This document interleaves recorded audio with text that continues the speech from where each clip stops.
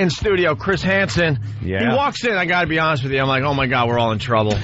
Yeah, he's become kind of that guy that walks in somewhere and you don't want to see it. Used to be, so a reporter from, I guess, 60 Minutes would be the guy that would walk in and you'd go, oh, boy. Mike now Wallace. You're the guy. It's kind of like, oh, no, what did I do? Hey, give my mic. Oh, boy. Jesus, Opie. I got the mics on. Hello? No, try that one. That one will work. There you go. Yeah, I know. Every time I walk into a place, people kind of go the other way. Yeah. Yeah, it's like, I don't want to, what did I do? I can't have it.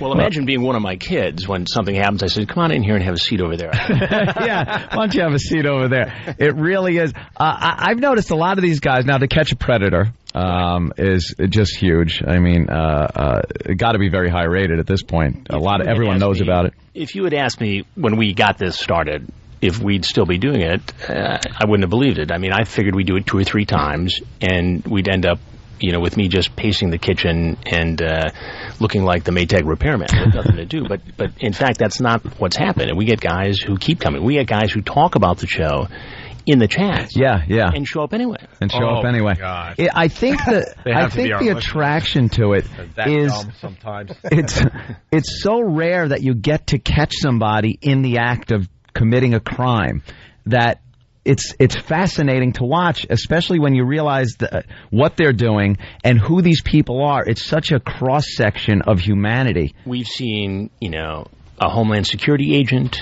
We've had doctors. We've had teachers. We've had people from all walks of life. Yeah. In the last investigation, we had a police officer who showed up. This guy had a .38 caliber gun in his pocket. And in his car had an assault rifle, a shotgun, another handgun, hundreds of rounds of ammunition. Wow. And videotape equipment. Oh. So when he walked in the door and you walked out, what does he do? Well, this was a unique situation and perhaps fortunate for us because we had actually quit for the night. We had been working very late the night before. The decoys had been chatting with this guy. He was several hours late, and they said, this guy's not coming. So, of course, we leave. We go to the hotel, and the minute we walk into the hotel, cell phones are ringing, and oh, my God. And so he had called the decoy from a payphone and said, I'm 10 minutes out. Oh, so we scramble, and the best thing that we could do was just get crews out to where the police stopped him at a traffic stop. And so there was no incident. Mm-hmm. But, yeah, it worries you to think what might have happened. Yeah, what might have happened. Yeah. You come strolling out. Could you take a seat right down there? And he starts opening fire on you. Are you nervous about things like that? I mean, we have a very detailed and strict security protocol that we go through, and I'm comfortable based on that. And we adjusted for each individual house and each area. Metal detectors built into the and so we to the door jam. Pretty much know what's coming. I mean, remember we've had the benefit of reading the entire chat log, right? By the time it gets there. So if the guy talks about guns or violence or we'll change up a little bit so we protect ourselves. Yeah, I saw one just recently with the doctor. That guy, obviously, his life destroyed in a split second. This guy comes in, and again, I've read the chat, so I pretty much know where his head's at. And the way he walks in, and I'm watching on the monitor, he strikes me as the kind of guy who's probably going to stay in chat. And because of who he is, it's probably going to be a very interesting interview. So he comes in, and the decoy says, have a seat over there, pour yourself a beverage. I'm going to go change in my swimsuit. Some kind of frozen concoction in a blender. And as you know, sometimes with frozen concoctions in blenders, once they get in the pitcher, they freeze up and it comes out in a big chunk. He's a little nervous anyway, so he goes to pour this thing. It comes out in one big block. He just looks like a big dope. He pours it out, it spills everywhere. It spills everywhere. So now he's going to try and clean up his mess and still have this conversation with the decoy who's allegedly changing into a swimsuit around on the other side. So he goes to get a towel, and as he does, he comes so close to where we're set up that he sees the sound man. Mission control, he sees back there. And so they get eye contact, and so now he's gone. Ready to go, yeah. And so he's out the door, and the next thing you know, he's on the phone telling his wife to bring $30,000, but not the kids. Yeah. The Sonoma County. Don't bring the kids. It's something I shouldn't have done, but I did it. And but when the cops come for him, he just knows. You could see him. He goes, no, oh, God. Well, this cat did not just go on for 15 minutes. I mean, he had been at this for days, and it was very detailed and very explicit. So, Chris, speaking of that, we talk about the show all the time here. We want you guys to let one guy go as a goof. Just one guy, like, you know, he's convinced his life is destroyed or the cops are going to go after him. And the cops are outside waiting, but you just kind of let him walk away. Like he wins the lotto. Yeah, just one guy. Apparently, the first couple of shows, I guess you did let them go? Well, we didn't have a situation in the first couple of shows where police were doing a parallel investigation. We were just doing our story. And in the first one... Oh, so you did have people leave. We did have people leave. Now, some of those guys were prosecuted later. Right. But, you know, we were kind of figuring this thing out as we went along in the first couple investigations. We were in Long Island for the first one. So that's got to really frustrate you guys because you're like, wow, we caught a creep here, but we can't do anything, and he is going to just walk away. See, we said that as a goof, but... in your position, that's got to be really frustrating. Well, that's why when Perverted Justice, the online watchdog group, was approached by the Riverside County Sheriff's Department to have a parallel investigation, we thought that would be worthwhile exploring. Difficult, because you want to have a separation from journalism and law enforcement. We don't want to be a tool of law enforcement, and they don't want to be, you know, an arm of journalism. But we were able to work it out so we could do our investigation. We get our copy of the chat logs from Perverted Justice. Law enforcement gets theirs. We do our thing, and afterwards the police do theirs. Yeah, there kind of is a separation there. It's almost... It's very noticeable. As a matter of fact, you guys are doing what you do, and then a barrier is crossed, and he is now in the hands of law enforcement. That's pretty much how it works. You know, we have total control over our part of it, and the police and the DA's office has control over its part of it. What is a pedophile thinking, though? They've discussed your show in the chat log, because they're all aware of the show, I'm sure. When you walk in and then you don't see the person you're supposed to see, and they're like, I'm getting a drink. It's like, why would you keep going in the house? Why don't you just turn around and leave? I mean, you're already caught, but why show up? Some do. But I think a couple things happen. One, these guys, many of them, develop addictions and compulsions on the Internet to the point where the only thing that will satisfy them is this face-to-face meeting with their dream date. And so they blur this line between fantasy and reality, and they justify it, and they show up, and they're there. And the other thing I think happens is a lot of these guys just figure, it's not going to happen to me. Dateline can't be everywhere. Law enforcement can't be everywhere. And the reality is... they're right. They're right. Yeah. I mean, the odds are overwhelmingly in their favor. Are you amazed at how many pedophiles are out there? You brought it to everyone's attention. I had no idea it was an epidemic like this. And now every day we talk about, every day you look at the papers, there's another one of these creeps being arrested for something. I think that it breaks down into three categories based on our experience. You've got the young guys, 22, 23, who are opportunists. I'm not saying that it's okay to do what they do. It's illegal and they shouldn't be doing it. But in their mind, they don't see anything wrong with setting up a date online with a 13 or 14-year-old girl who may be sexually active anyway. The other group are the hardcore heavy hitters. These guys would be in the park or the playground or the movie theaters. They'd be doing this anyway. And there's this group in the middle who, without the Internet, wouldn't be engaging in this sort of activity. These are the guys who got, you know, hooked into the porn sites, you know, into the chat rooms, and they've really developed. Well, you really think that they wouldn't even be doing this if it wasn't for the Internet? I think of the third of the guys who show up in our investigations. Wow. I think so. That's a bold addictive. statement. It's 24 hours a day, 7 days a week. And remember, there's a difference between the classic definition of a pedophile and some of the people we see. Right. You know, we refer to them as predators or potential predators. Pedophile has a very distinct definition.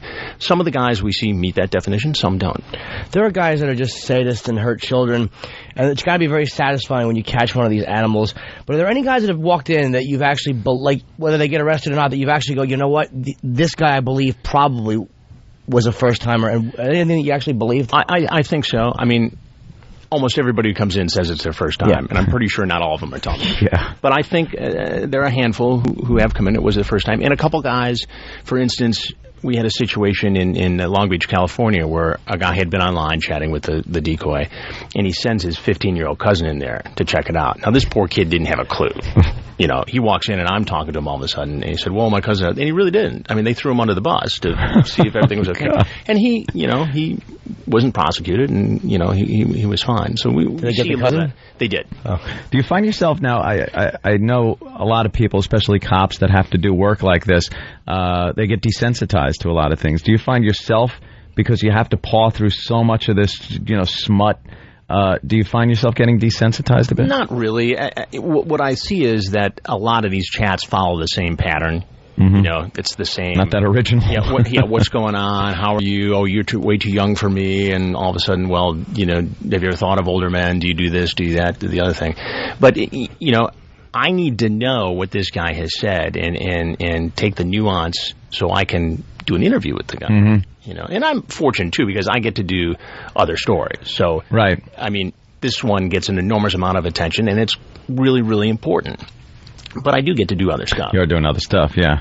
Well, my favorites are when you actually have the photos of the guys, a little pixelation, and it's like you sent this photo along, and the guy's just like, yeah, that's me. What can you say at that point? It's so embarrassing. Who knew that so many people were sending photos like this back and forth? I had no clue. No. I didn't know that so many people were hooking up, much less having these kind of conversations. Yeah, legitimately hooking up. Yeah, there's things going on. Yeah. I mean, who knew? I didn't. I don't know. I go to, various news websites. We did the first one of these, and I was stuck in traffic trying to get over the Throgs Neck Bridge, wondering, gosh, should I just waste tens of thousands of dollars of NBC's money? The producer gets on the phone and says, I got 2 guys due here in 40 minutes. Get here. And from then on, it just was, guys are running into each other. So amazing. You have caught... a lot of people, and it's obviously a great thing. You're catching pedophiles, and I know it's discouraging people because a lot of people probably don't do it because they don't want to get busted. What kind of negative reaction? There has to be somebody complaining about it. Yeah, there are people who think, okay, you should have done it 2 or 3 times, and you made your point. There are people, for instance, in Texas who were critical because they didn't want us doing this investigation in their neighborhood. I would argue that we made that the safest neighborhood in Texas that weekend. Yeah. I would argue that we have a lot of security and precautions in place, so everything was safe. I would argue that we are covering a continuing story, and we don't do just one story on the war on terror or the war in Iraq or the economy or the fuel efficiency in vehicles. We're not going to do just one story on this issue either. Yeah, this isn't going away. It's not something that's, it's fixed. We can't do a story on it anymore. I mean, what we've done is, take the same hidden camera techniques that we used in Cambodia for child sex tourism or in India for child slave labor in the silk business, and we turned it towards, the issue of computer predators. What do you think about people that take a lot of trips to Thailand? Well, it depends what they're doing. Yeah. Well, we all know what they're doing. They'll come up with other reasons why they have to be there, but there's a show that's on before us here. You might want to give them a call. You might want to, give them a call. Oh, is that right? One of the hosts he has been on the terrorist watch list because he flies so much to Thailand, and it's never business. It's always pleasure, and I don't know, unless you're selling rubber dog dew and need to buy it in bulk, I really see no reason to go there except for the child sex industry. And we asked the question, why do you go to Thailand? And we're doing our own investigation. It's always very vague. Yeah, we're doing our own investigation. It's like, they like the beaches. Stop. There's beaches all over the world you can go to. Yeah, what are you doing? I have to go there on business. Then you ask a little more. And it's just so vague. Like, they never had to go over there for that even. Well, I'm stationed over there, I guess is a good reason, but besides that, I don't know. There's a lot of that activity over there. We know from, doing past investigations. Yeah, you've done in Cambodia, right? Yeah, we're over there, and that, it's rampant in some of these areas. Yeah. You also just got done in Africa? We just got back from working on an upcoming story on credit card fraud and identity theft, and we essentially infiltrate a syndicate and work back at every level and through Europe and into Africa. I'll tell you a great story. We were talking to somebody who didn't know that they were on hidden camera as part of this investigation. And essentially, we wire these locations like a predator house. And we had Hansen Discount Electronics and CH Delivery, and so we, through every part of this, we get there. And what happens is a lot of these guys unwittingly get sucked into these sweetheart scams, and the people are involved in the buying electronics with stolen credit cards, but they take delivery here in the United States and reship it. So we tell this guy to come in, he's got to pick up his packages, and I'm sitting there in a fleece and a Detroit Tigers ball cap on, and he's going on. I said, where did you meet this girl you're in business with? He said, well, in a chat room. Really? He leans over and says, "But you got to be careful." I said, "It's all in here." He says, because that show Dateline will bust you if you're talking to the young girls. Oh my God, he's talking to you. He says, "Have you seen the show?" I said, "Why, yes, I have." He says, "Did you see the one last week where the guy walks in for the second time?" I said, "I saw that." I said, "Did you see the one where the guy walked in naked?" He goes, "Yeah, that's amazing." And the guys are killing themselves in the back. Oh, I bet. And I'm about to say, that Chris Hansen's a pretty sharp guy. That might be pushing it just a hair too far. Oh, man, what are the odds? Was he angry at you when he finally realized it? No. In a following meeting, we said, "Look, we think you're being scammed. We need you to help us," and he did, and that's how we got to the next level of the next level. Hey, do you try to set up the older women? I know that's not as prevalent as the older creeps, but you ever get women coming into the house looking for sex with the young boys? Or? We have never seen that in our investigation. We profile a case in the book where a woman was involved in this sort of activity and caught. But generally, in our experience, and the experts we talk to have said that when it comes to female predators, they certainly exist. We've seen the high-profile cases of teachers and students, but they like to know their target, whereas a male predator is much more comfortable with the anonymity that's provided on the internet. Yeah, it almost seems like the women, it's a relationship they're going for in some way. Right. It's more than just a sexual encounter. But do you see a complete double standard with the way Deborah LaFave was handled and the way a male predator would be handled in the same situation? I don't know. I know people have made that criticism, and that maybe she got a break because she's an attractive woman, and I'm sure a lot more went into it than that. I'm sure they look at what are the chances of her reoffending, what treatment, what punishment, that sort of thing. But I don't even think that would be looked into if the shoe was on the other foot and it was a guy, teacher, a young female student. I don't think they would even look at the fact that, well, would he do it again? Will it? I believe there would be some jail time there at least. There's a double standard there. Yeah, I think there is. Hey, we got a question coming in from Jeff from Richfield. Jeff, you're on with Chris Hansen. Hey, how's it going? I'm just wondering what you guys put in that lemonade to get those guys to talk so much. I can't believe that they admit to so much on the air. Are you surprised about that a lot, that they do talk? I think a couple things happen. One, and we've seen this, some of these guys are sort of relieved. I mean, it's a bad situation. They want to get it off their chest. They want to get off their chest. And we've had some of these interviews turn into virtual therapy sessions. Guys going back, I've had a 10-year problem with this. I got older, but the people I'm chatting with have not, and they're young, and as bad as it all is, I think they know that they're going to finally get some help in some of these cases. And I also think that now that people are a little more hip to what's potentially going to happen, these guys know that the police might be outside. Yeah. Why not hang and chat for a few minutes? Before they know the inevitable. And let's just, hey, can I have another cookie? These are great. Maybe they'll leave. Yeah, why cookies and lemonade? This makes everyone happy and comfortable. It started, we had snacks in the first one, and the young actress who looks even younger, who was working as a decoy, actually just made cookies kind of because there's nothing else. Anyone talk about how great the cookies are? We did in Florida. We had guys compliment. A fan of the cookies. You ought to get them sponsored, by the way. You ought to say, sit down and have some country time lemonade.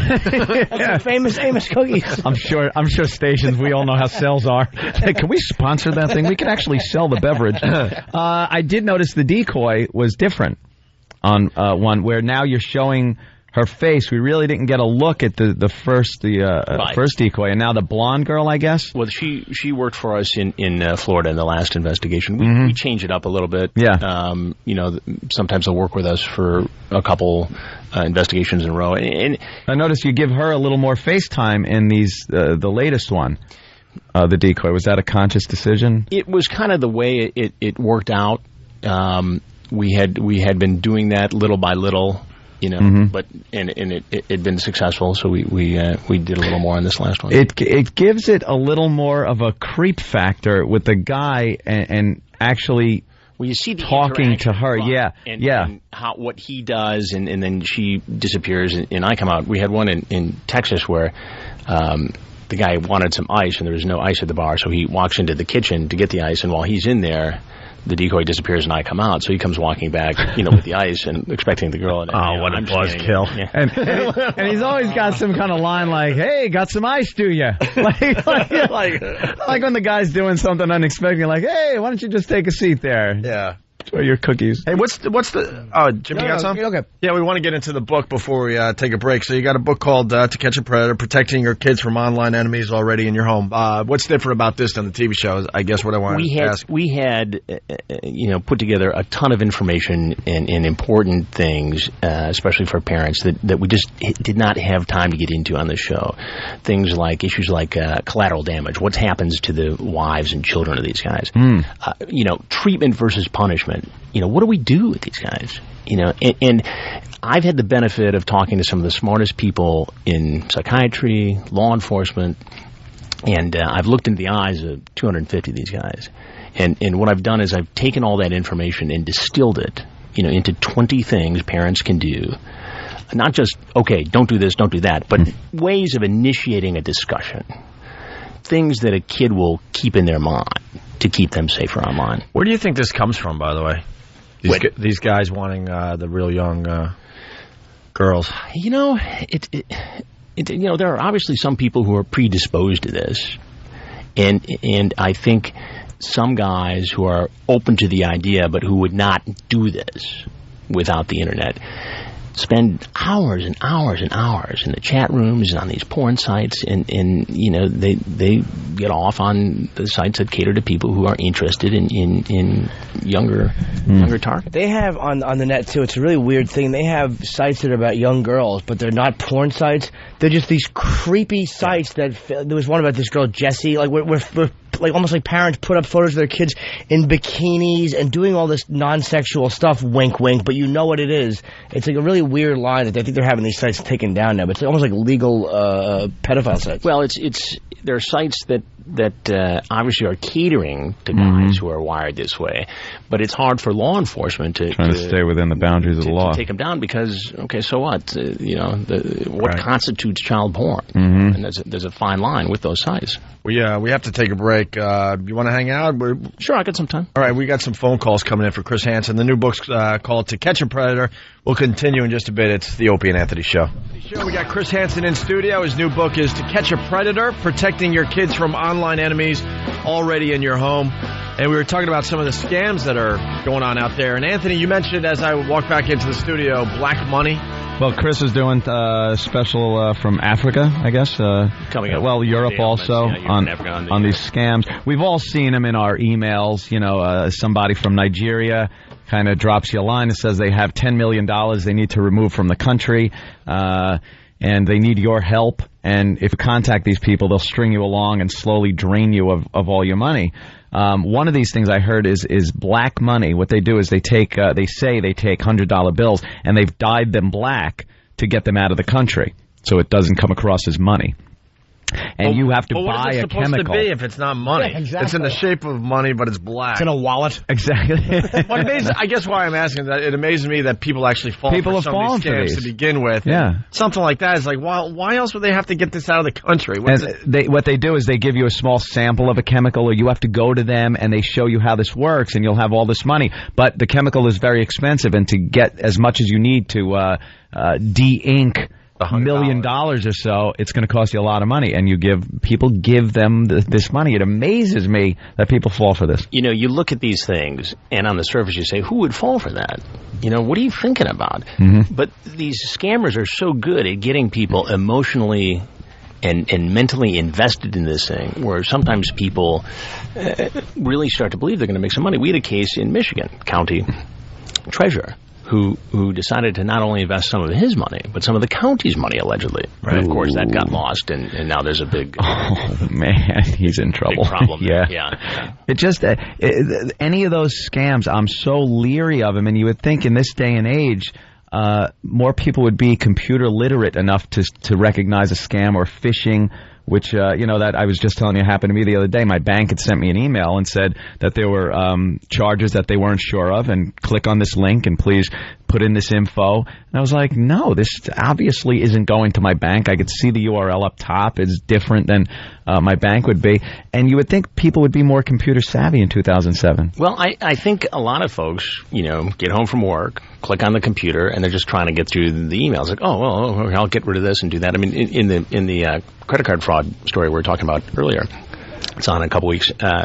One of the victims we profiled did exactly that. Just came home in a hurry and clicked it. Next thing you know, her account is drained. It was her, her ATM card, her debit card. Did she get her money back? She did, ultimately, yeah. Yeah, the banks are good about this sort of thing. But what was amazing to me is just the volume of fraud that goes on with stolen identities and stolen credit card numbers. I mean, stuff that every day. I mean, electronics and all kinds of products that are bought and then shipped overseas to sell. It's a $1 billion business. The internet has opened up a whole new landscape for this too. It used to be, I guess, the old stories of them rummaging through your garbage and find your identity that way. Now you have a virtual online garbage pail to rummage through and steal people's identity that way. Yeah. I mean, there are ways to protect all that, but I think a lot of people just haven't gotten hip to how to do it, and you got to take that extra minute and think about what you're doing online. When you look at Mark Foley, or a guy who can get busted by just having something copied and saved, a lot of people who are over the age of 25 don't realize that you can save everything. They don't understand the dangers of it because they didn't grow up with computers. Hey, I got to go ahead. Answer that. No, I was just gonna say, got an interesting call. I want to make sure you sure, get absolutely. It's just like you got to teach your kids not to give out all kinds of information on their social networking sites. I mean, these predators, for instance, whether it's a financial predator or a computer sexual predator, these guys are really good at taking bits and pieces from a kid's MySpace and getting into a conversation and grooming the kid over a period of weeks and finding out where they are and setting up a meeting. One of the things is we say be careful of strangers, but some of these predators are so good at developing a relationship, the kid doesn't think it's a stranger. You built up like an outline of what this kid's about, interests, and now you can kind of talk like you're interested in the same things. And they're working them. And kids have to know that, that these guys are out there. Hey, I got an observation. You have a way of looking at people. You're not looking at my soul, are you? Anyone else getting a little paranoid as he just looks deep into your eyes when he talks? It's like, look, man, I have nothing to hide. All right. Well, keep your hand Opie, you barely have nothing to hide. Like, why is he looking so intensely at me, man? We got Laura from Glen Cove. Laura, you're on with Chris Hansen. Good morning, fellas. How are you? Hello. Hi, Chris. I actually work with one of the guys that was featured actually on the show, Eddie. He was a TV producer, supposedly. Sure, I remember him well. He was he came over to visit us in our first investigation in Long Island. Yeah, he's definitely creepy. He had actually, it was a rumor going around that he was on it, but no one could find the footage online until finally someone that doesn't even work with us, they actually work in another office in the same building, had pointed it out to us and showed us where to find it. This was a guy who came over after an explicit online conversation, and he knocks on the door and comes in, and he says to the decoy, tell me you're 19. And she says, well, I already told you I'm 14. And it goes back and forth and back and forth. It gets pretty tense. Remember, this is the first one, so we're still kind of figuring out. Feeling it out, sure. And so finally the decoy says, well, okay, whatever, I'm 19, and he comes in, and of course I come out, and he says, I knew it, and we go back and forth. He says, I was just, checking this out, I knew it was a sting. I said, well, what do you do for a living? He said, I'm a television producer. I said, ironically, I work in television too. See, this guy sort of, got it. Yeah. And, he congratulated us on our good work, and so he was that's great. Looking forward to seeing the story. But he was free, a reference. But he was free to go, right? At that, because that was early on in this that whole first thing. investigation. I believe there was only one case that was prosecuted, and that was a New York City firefighter who surfaced in the investigation. But it did destroy, part of their life. I'm sure it gave him that little kick in the ass not to do it again. Perhaps, I don't know. It seems like you're ruining your life. Well, I think in some cases it probably has. I mean, it's a wake-up call for some of these guys. Unless you're a lonely, creepy guy in a one-room apartment, with the neon hotel light blinking outside. A lot of these guys have families, jobs that would just be completely destroyed. Well, people always ask, what's the profile of one of these guys? Well, as you've seen in the stories, and we talk about it in the book, these are guys who come from mainstream American movies. Now, we get, our percentage of creepy-looking fellas, don't get me wrong, but the vast majority of them do not have the word predator tattooed on their forehead. Were there any times that you felt like you were really in the room with like a sociopath, like a real problem who could be a problem for you, or you're in danger? We've had, I don't know, a couple of tense moments. In California, a military guy was there, and he'd already taken off his shirt, for the hot tub, and walked around and saw us, and we were face to face, and there was a split second there where I thought, this guy is thinking about whacking me. I mean, and he's got the guns to do it, and it was quiet for a minute. I said, why don't you, come on, let's talk over there. Let's just sit right down over there. And he calmed down, and we had a long conversation about the whole thing. Well, you do come across, and I think a lot of these guys think you're a cop. When you come out, you don't identify yourself as an officer, but and you don't see the way cameras there. Yeah. I think it's the way you carry yourself, and you kind of you take control of the situation. You tell them, hey, sit down. You're kind of, presenting yourself as an authority figure, and I think that helps out. Well, I think some of these guys think I might be with law enforcement. I don't try to be that way. I think some think I might be the father. We've had that. Tell your daughter I'm sorry, I would never do this, or tell your son. But your daughter's a slut. Hey, real fast, Laura. So what happened to Eddie? Oh, well, he's still around. I'm not going to say where we work. We were in sales, though, and I could tell he was giving you a pitch there, Chris, when he was talking to you. But I actually took over his old seat with his computer, and me and the IT guy, it must have taken us hours to get all the porn off it. Really? Off the computer, yeah. That's interesting. Was it child porn, or was it just regular stuff? Well, I didn't really want to check it out all that much, but it just seemed like old, regular porn. I hope you changed out the keyboard. Yeah, no kidding. But he's still around. You see him? Yeah, he actually, I was... This guy's walking free? Pardon me? Yeah, absolutely. Wow. I mean, we would go out, after work for drinks and stuff, and this is before I even knew, and he would say... Where Chuck E. Cheese, he would always recommend. Can we go to Chuck E. Cheese tonight? He would just say really, really nasty stuff. I mean, I can recall some pretty vulgar things he had said, about women that he had been with or what he wanted to do after work and this, that, and the other thing. Right. All right. So. All right. Thank you, Laura. Yeah, thanks, guys. Have a good day. All right, let's go to Eric in New Jersey. Eric. Good morning, guys. Good morning. Good morning, Chris. Obviously you're dealing with a very serious subject matter, very heavy stuff. I was just curious, is there like a gag reel, no pun intended? There's not really a gag reel, but, I would love to see the bloopers. Clearly, I really would. There are some humorous moments that pop up. I mean, for instance, when we did the first one, they started coming so quickly that it was hard to keep the right transcript with the right guy. So I walk out with a transcript. I say, no, it says here that you came to meet a 13-year-old girl by the name of so and so. No, not me. Hang on. A 14-year-old girl. Not me. 13-year-old girl. Yeah, that's fine. Oh, good. Okay, we got the right. You just hope the age keeps going up. 22-year-old. Yes, that was the one. Yeah, the guy's hoping. He's keeping his fingers crossed. Oh, made it. I got past 14. Come on, 15. Let's say hi to Joey in Jersey. Joey. Hey, what's up, guys? Hey. Listen, I know you guys were talking about credit card fraud or whatever before. Mm-hmm. I got a question for Chris over there. Sure. What happened was, a couple years ago, someone got a hold of my bank card, because I'm an idiot, left it at the ATM machine. And they rung up like $996 on Shop NBC. Now, 2 years later, I thought my bank took care of this. Now it's at Shop NBC, and they're telling me they have absolutely zero record whatsoever. I have no idea what to do about this. My bank says that there's a record of it. Shop NBC has zero record. I went to the highest person I could find there, and they have found nothing in anywhere in their computer systems. Chris will get right on that for you, sir. That's right.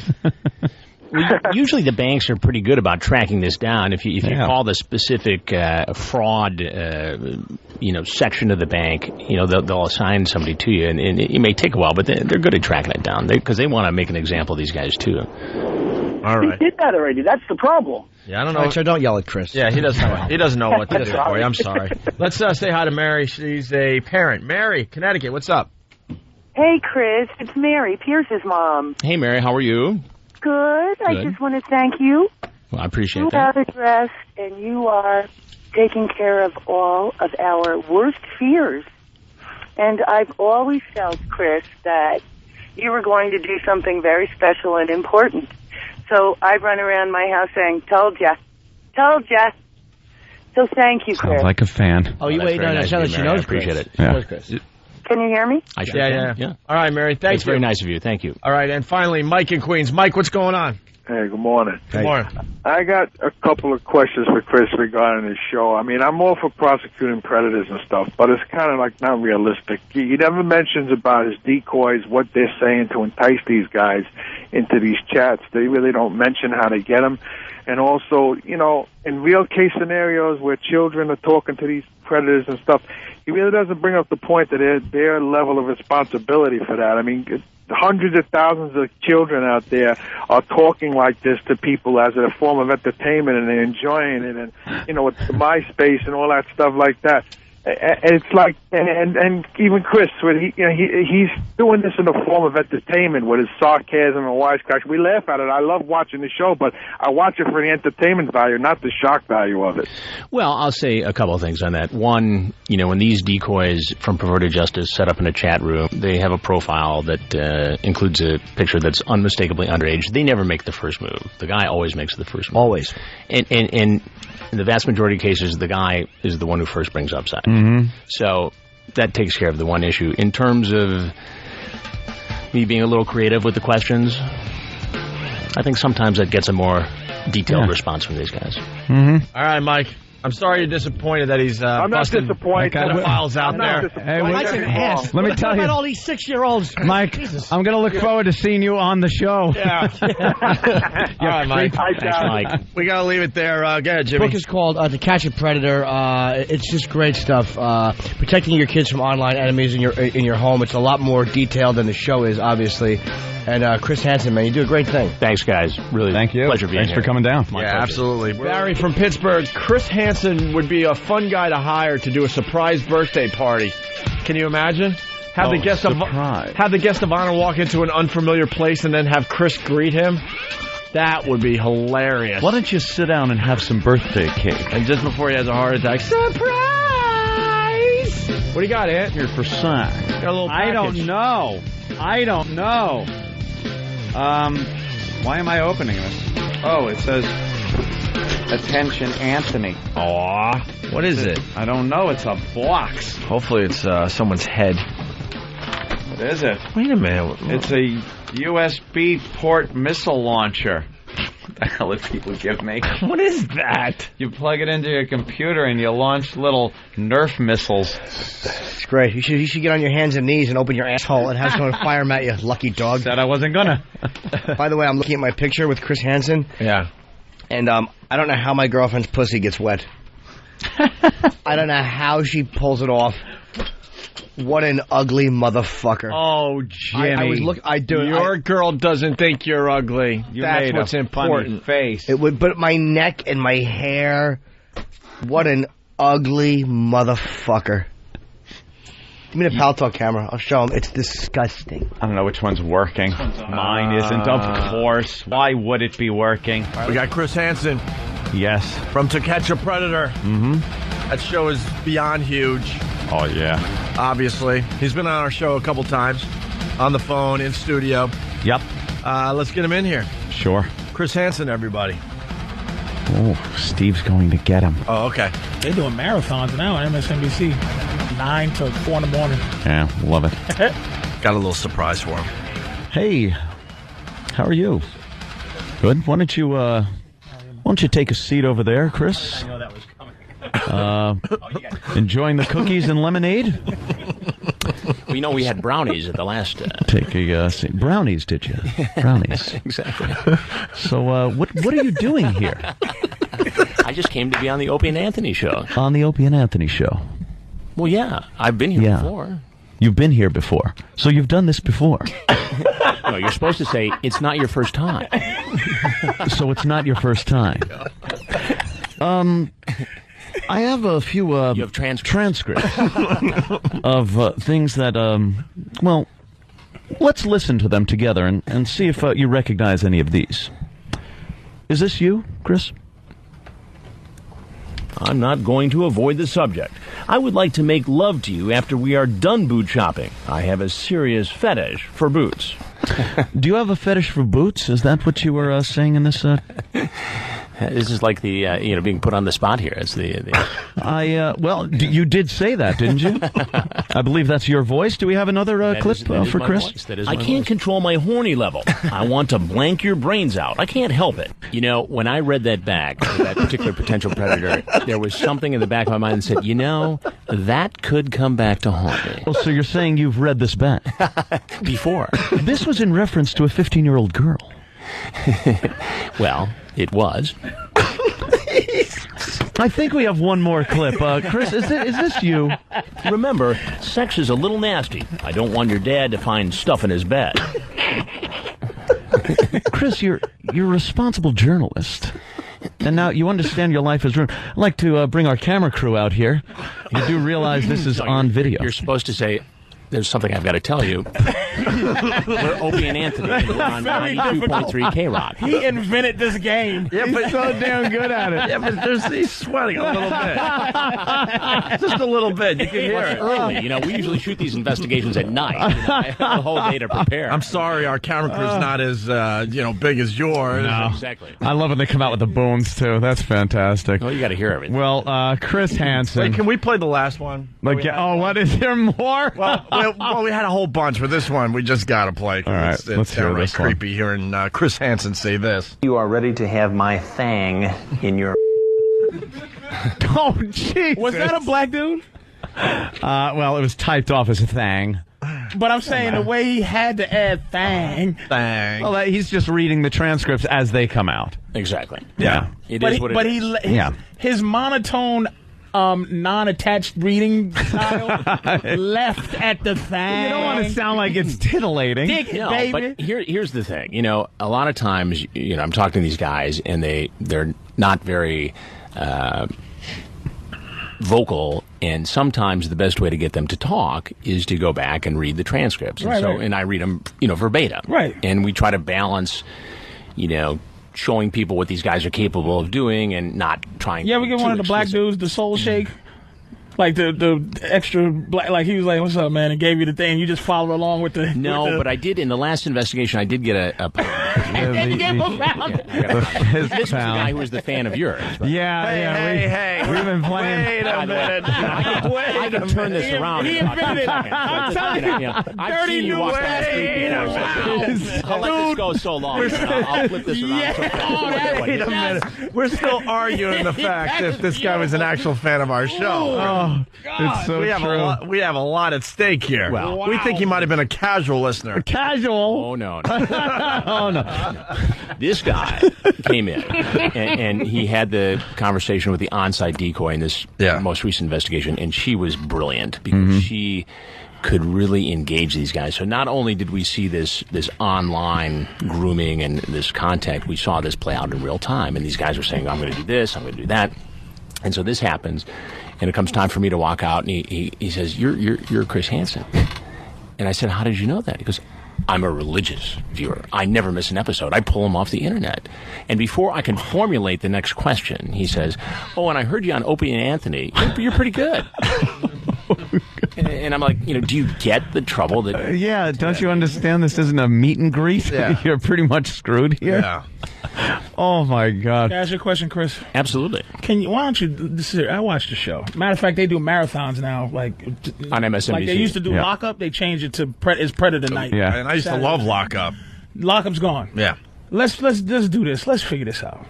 The age 13, 14, all right, there's so many guys that get caught that there has to be something about that age that has to be a teetering age.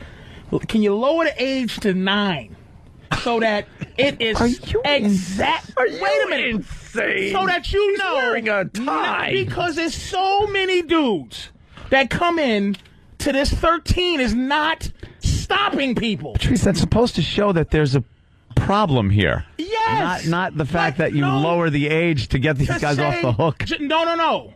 Not to get him off the hook. See, I was with you if you said 15. Wait a minute. No. Jesus. Lower the age to 9. Let me make sure you understand this. He's in shock over there. Listen to this. Listen, I don't care if Chris is in shock. Listen to this. Stop being a journalist for a second. Clearly. Meaning the perverted justice people, right? The decoys lower the decoy age to something fouler than 13. You know, most people would say 13 is foul. Don't try to back me into a corner. I'm not backing you into a corner. 13 is an arguable age. I'm gonna tell you why. I talked to my girlfriend the other day. I said, "When did you have sex?" She said 13 is when I first had sex with a 17-year-old guy. I said, did you feel like you were raped? Did you feel like you was taken advantage of? She said, no, I was wanting to have sex.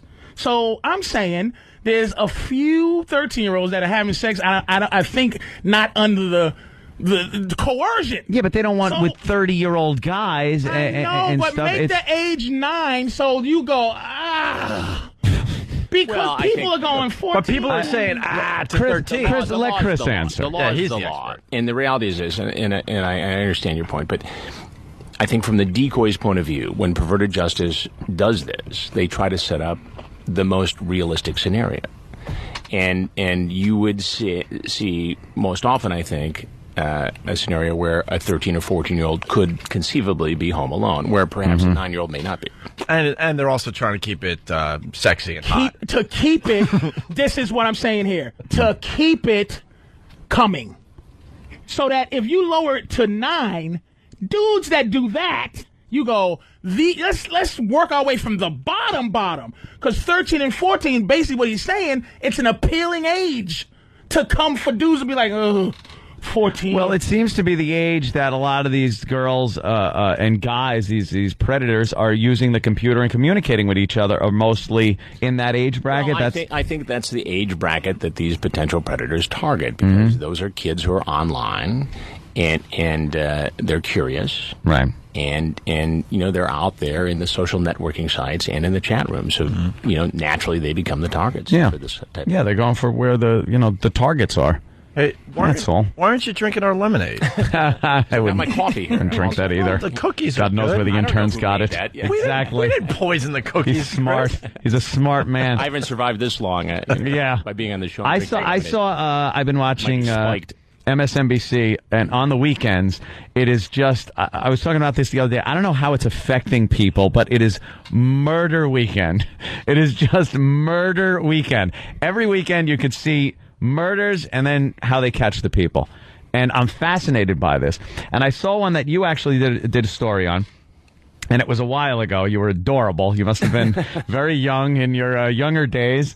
It was that double jeopardy case. It was the Malignado. Oh, my God. Down in... was that That one is unbelievable. That was the twins you were telling me about? No, this was the one where a man... down in Louisville, Kentucky? Yeah, in Kentucky. He murdered his wife. Correct. And he had some girlfriend accomplice help him out. They photographed this murder and took some of her jewelry, did horrible things to her before they murdered her. Wait, so they murdered her and they took all sorts of pictures? Yeah, as he was having sex with her and murdering her. And they could never find these pictures or the missing jewelry, and that's what the case really hinged on with the jury. But how did they know there was pictures? Well, somebody else. The woman rolled. What happened was they tried this guy, and basically he got off. And some years later, as I recall, he sold the house, and the people came in to recarpet. Yeah, pulled up the carpet. They pulled up the carpet, and in one of the areas where there was a ventilation, they found some canisters of undeveloped film. And they developed this film, and it is photographic evidence of the actual murder. Wow. And they couldn't, it's double jeopardy, so they got him on a perjury charge. Right, they did. But 50-year perjury. He's out. Yeah, I think they tried. They got some like 8 years. Could, yeah. But he's out now, and whenever a camera approaches him, he just starts quoting gospel and... he's you're born again, so he doesn't address it. He just goes, the Lord will be my judge. And you ever get scared of Max Cady stuff, Chris? Like, first, do you have police in there? That's what we was discussing before. Do you have people in there in case a dude goes, you mother, I'm going to knock you out right now? Well, we have a very detailed security protocol that we have, and so it's tailored to each individual location, and whether we're doing a predator thing or whether we're doing iPod theft or ID theft and we're in West Africa, I mean, we have a team in place, so I feel pretty comfortable. I saw that. Karate. You can fight, can't you? Well, I grew up in Detroit. He can fight. All right. He can take care of himself. That's all he needs to say. And here's another thing I like to ask, and sometimes I get a little bored watching you just catch it. Could you do something just like when the guys come up, have a 50-year-old woman answer the door? And just have the guy just go, wait a minute. Yeah, we want bloopers. 13? We want some bloopers. It's not really a show conducive to comedy. We want bloopers. We want Benny Hill music. I don't think you can really spin it funny. You old. Hey, I saw the Scam Show also. That was great from the Nigerian scammers. And when you get the guy running down the street, you must have known that was going to be funny. He was moving fast. But could you explain? I didn't see this. These are the guys, investigators call it the Nigerian scams. Sure. And they get you online. Hi, I'm so-and-so and so-and-so, and I need your help. I've got $38 million, but I need you to put up $10,000 to give me a bank account. And people fall for this stuff all the time. Amazing. There was a treasurer in Michigan who invested not only his own money but some county funds in this thing, thinking that it's alluring. It's like these people get drawn in these sweetheart swindles online. People are lonely. They spend time in these chat rooms, and they develop these relationships. And these other kind of predators prey on their emotions, and that wins over the intellect, and suddenly they're carving checks. But we had this guy who we had been in contact with, and I was posing as Rich Greenback. Yes, Rich Greenback. He had money that were all money names. It was really funny. Jimmy DeMoney. Jimmy DeMoney was one of I love it. My producer in this case, Tim Muellinger, who's a great guy, and he found this pub in London, and the ruse was that I was part owner of it, and that's where we had to have the meeting. Well, they always want to get you into their territory, but we wanted to get them in ours. So the guy comes in, he's looking around, and we sit down, and we have the meeting. I said, look, we had a little problem with the funds transfer, but here's $500, and we'll get back later in the day. And so we're back and forth, and we meet him in different locations in London, and we look at Rolls Royces that I'm going to buy. Once this money comes in, we're sitting in it, and we're all comfy. And so finally, the guy comes back, and I confront him. I lower the boom. And I said, look, I know that you're trying to rip me off, and this guy is sweating profusely. And we're in this pub, and he looks up and he says, can I get a beer? I need a little bracer to take the edge off. He starts drinking.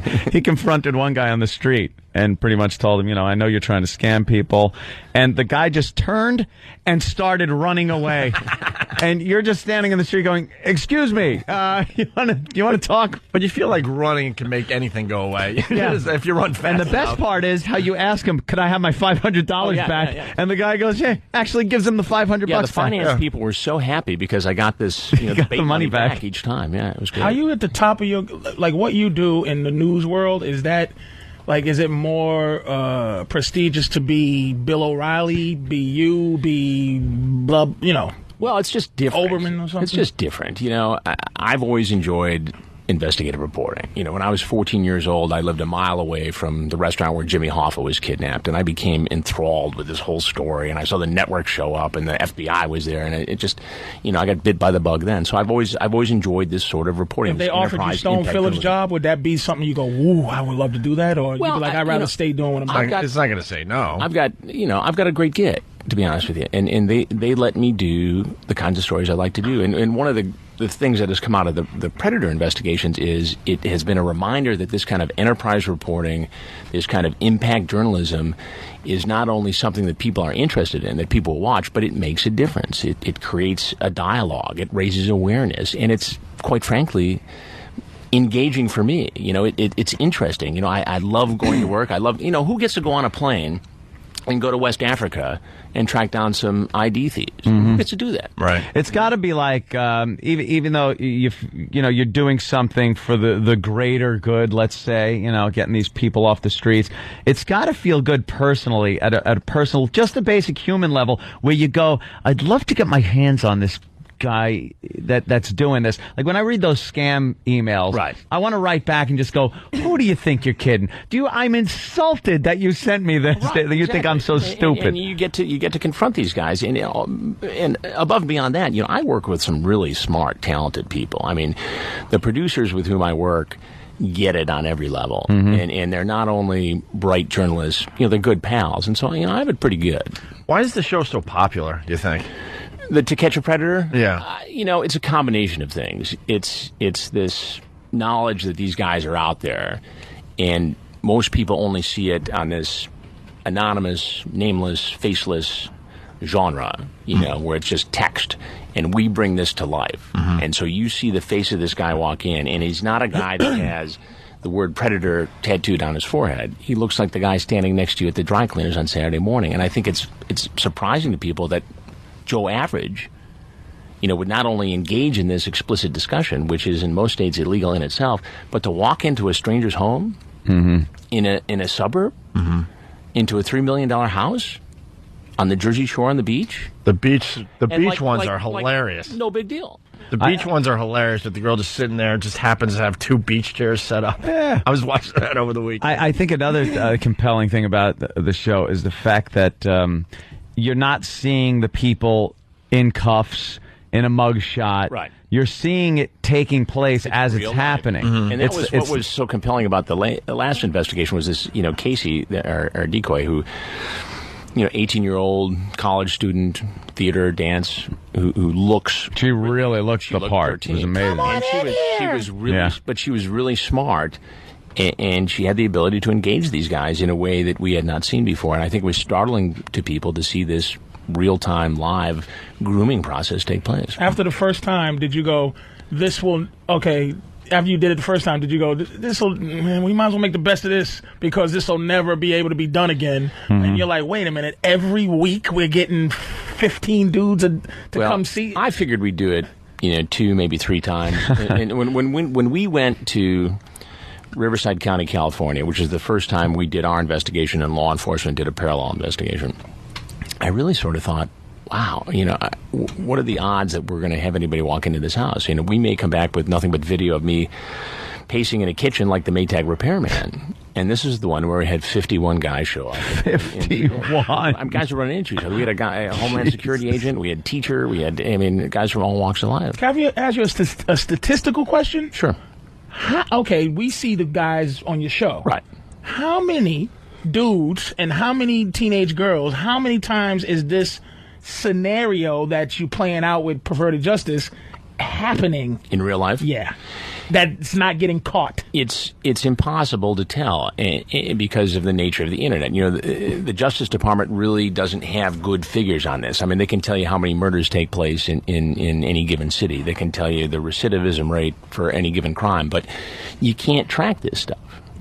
We know anecdotally that we can go into any city in America and have this happen. But in terms of how often it really happens, nobody really knows. That's the nature of the internet. And you keep it at the letter of the law. Like earlier, you go, hey, it's the law. Now, is there something where you ever discuss in your own mind or to people like where you go, okay, here's the age? Because there's a lot of Indian dudes on your show, and they're shocked. And I do stand up, and I talk to Indian dudes, and the age is something ridiculous over there where they're from. And they go, what? 14? That's old. Well, I think that the people who come into the house reflect the population of the city we're in and the professions. If we're near a military base, we'll see more military guys. If we're near Silicon Valley, I know what you're doing now. I'm not making it a racial question. But there's no making it a law like racial issue. A moral, like say there's no law. Right. There's no standard of law at an age that you just make up and decide. But in this country, the law is the law. The law is the law. But I'm saying, is there like a thing where you guys go, it's like say if it was 16, the law was 17 in the state you're in, and then you send out a 16-year-old thing, and guys are coming out to see a 16-year-old, but the law is 17 where you are. So are you going to have the same outrage or the same disgust that the dude that's doing the 16-year-old thing? I think that the protocol for Perverted Justice decoys is that they wouldn't even set up that scenario because it would be it wouldn't be illegal. It wouldn't be You know. No, I mean, like, if 16 was... a little marginal Like, I was call reading this right thing, there. like, I think California's like 16. Let's go to Mike in Jersey. This comes up a lot. Mike, go ahead. We got Chris Hansen on our show. How you doing, guys? Notice how he said shut up. Yeah. Did you notice that? All right, what's your question? Well, I think it's entrapment. I think it's wrong. I mean, say... I don't think he mean... Dude, calm down for a second. Wait a minute. I don't think he meant setup as in setting them up. I think he meant the scenario, and because cameras, police, things have to be set up, houses, you know, so he's not saying he's trying to entrap the people. He's saying the scenario, he's not going to set up a 16-year-old scenario. I know the guys are scumbags, but it's still entrapment. You must get that a lot. Yeah, well, here's the entrapment. Here's why it's not, and it's because when the perverted justice decoys go into the chat rooms, they simply have a profile which includes a picture that's unmistakably underage, and they sit and wait. They never make the first move. It's always the potential predator who makes the first move. And isn't it the intent that is the crime? That's why a lot of people say, well, I was role-playing. Right. It varies from state to state. The laws do, but in a lot of states, the online solicitation in and of itself could constitute a felony. Regardless of who's on the other end. Well, if it's somebody who they believe is underage. I mean, you know, the police do sting operations all the time, and the decoy is not always, you know, a 12 or 13-year-old kid. Sure. But that's how these people are called. Right. Hey, we're running out of time here. We want to promote the... you're doing something on Dateline there, Chris? Tonight at 10 Eastern, we are doing an investigation into iPod theft.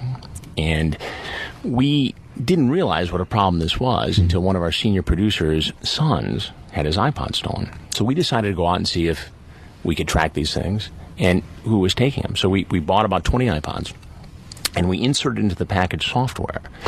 So whoever ended up with this thing would register with Apple and register with us. So then we had this 32-foot RV, right? And it's outfitted like a Predator house, hidden cameras and everything. And it's got a banner on the side saying music giveaway. And so when we'd identify where one of these things was, we'd pull up, and the producer would get out with balloons and a camera crew, a la Prize Patrol, knock on the door and say, you know, you're eligible for this free music giveaway, this music download card.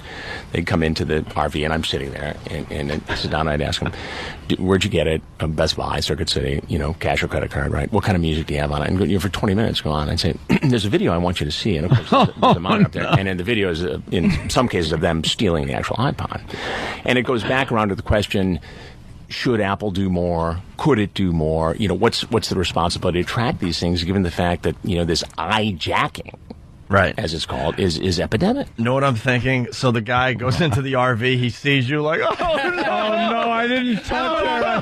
And then he's like, oh, he got me because I stole an iPod. He's like, they see you like, no, man, no. I'm not trying to say that iPod theft is the same as yeah, but as soon as they see you, though, they're like, they're in a panic, like, oh no. People would come in and say, hey, you look like that Chris Hansen. Yeah. I said, you know, I get that all the time. I get that all the time. They're pretty much relieved that you got him for an iPod freaking theft instead of the other one. It's really a fun... yeah, it sounds like a lot of... And also you got a book out there, right? Absolutely. It's on the whole Predator issue, the enemy already in your home. And, you know, I took all these experiences that I've had and, you know, looking in the eyes of some 300 of these guys and talked to some of the experts in this field and distilled this information for parents to help keep their kids safe online. It's called To Catch a Predator, Protecting Your Kids from Online Enemies Already in Your Home. Before we go, though, I got to ask you if you're allowed to talk about the lawsuit at all that's against the network. Look, I can tell you this. You know, I'm a little limited because the lawsuit's actually been filed, but, you know,